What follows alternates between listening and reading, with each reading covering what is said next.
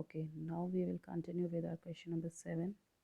So in question number 7, as it is given here, round off to the nearest hundreds and find the actual and the estimated difference of 5318 and 2935. So according to question, first of all we have to round it off to the nearest hundred, and then we have to find the actual and estimated both differences. What is the meaning of differences? Yes, that means you have to do subtraction. So for this we have to subtract.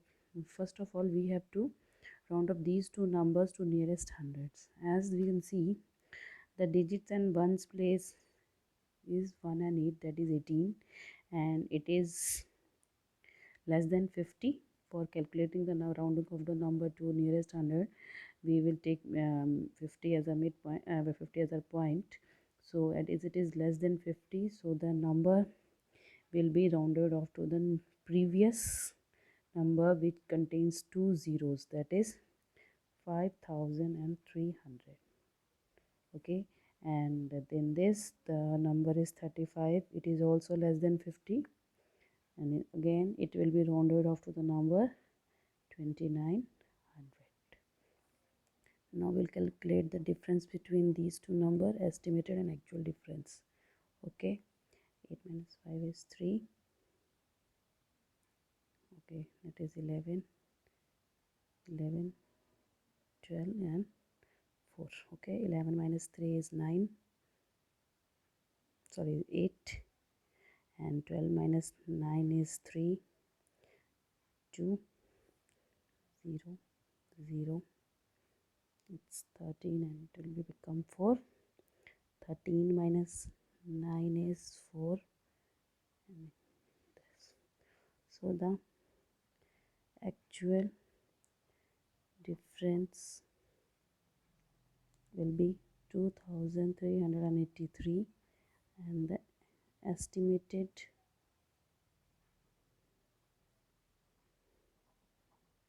difference is equal to 2400.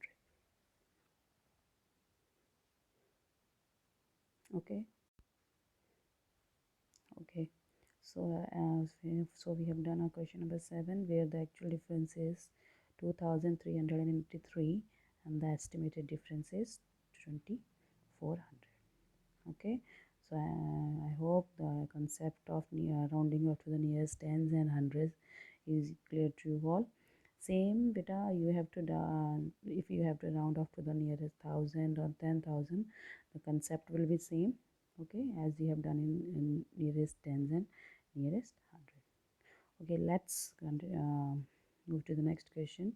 The next question is, here the question related to time is here, where a clock is given, and that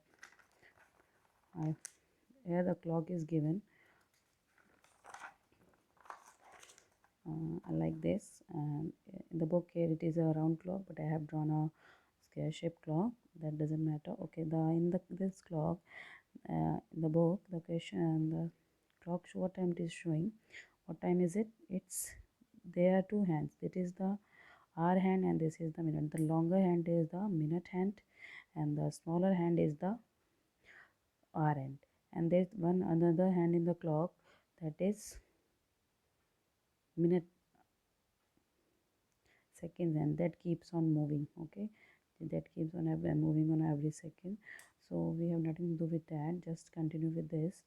And here what is the time is shown in this clock? As you can see, the hour hand is on 6, near about 6, another minute hand is on 3, and the difference between all the numbers is 5 minutes. So here the time is the question, the answer of first part A is, what is time it is, it is 6:15. We can't write AM or PM because we don't know actual the what whether it is night, whether it is day. So we will not write AM PM, we will just write 6:15. Okay, in question in part B, what time it will be after uh, half an hour? After half an hour, means after half an hour means 30 minutes. Okay, so what time will be after 30 minutes? 15 minutes from here to here, and this. And after that, this minute hand will be here. Okay, so what time it will be? It will be 6:45. If we add 30 minutes to 6:15, that will become 6:45. 6:15 plus 30 minutes. Okay, 5, 4, 6. Okay, the answer will be 6:45. Clear? Very simple question. And the third one is, what time was it? It 1 hour and 15 minutes ago. So right now the time is 6:15, and they have asked us what was the time 1 hour 15 minutes ago. What is the meaning of ago? Ago means before, pehle. Okay, so we will minus 1 hour from 6:15, that will be 5:15. Okay, 1 hour is 50. 1 hour ago the time was 5:15, and after that we will minus 15 minutes, that is will become 5. So the time was 5 o'clock.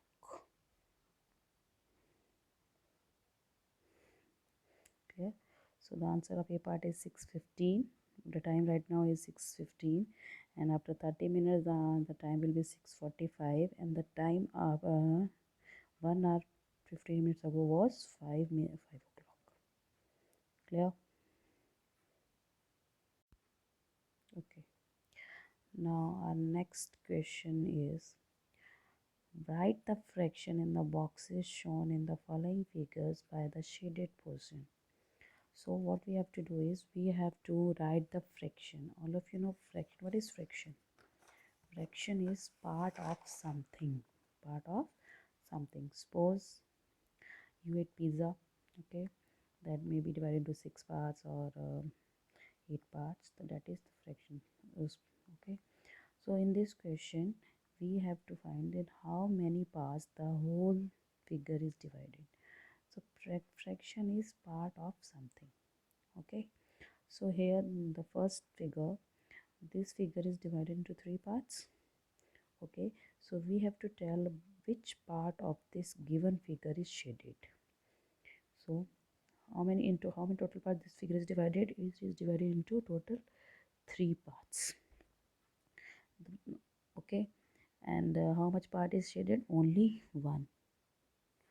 So the whole figure is divided into 3 parts, that is the total. The total parts always comes in the denominator, and the figure which is asked, or which the question is asked, how much part is shaded or not shaded, we will write at the above, that is numerator.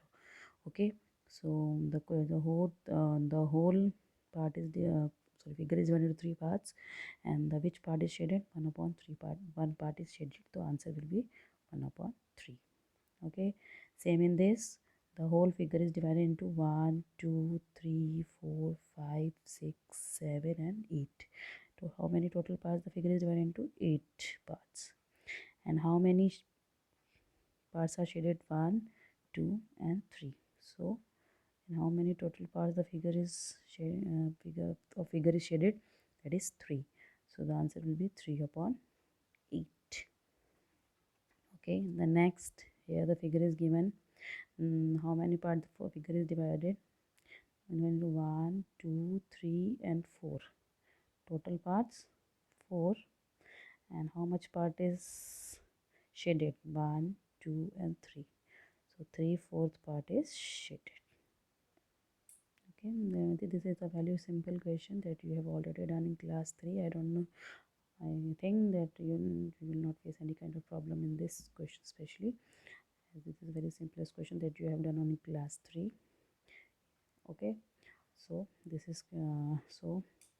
then this question shows the fraction in this question, for how much, which part of a figure is shaded.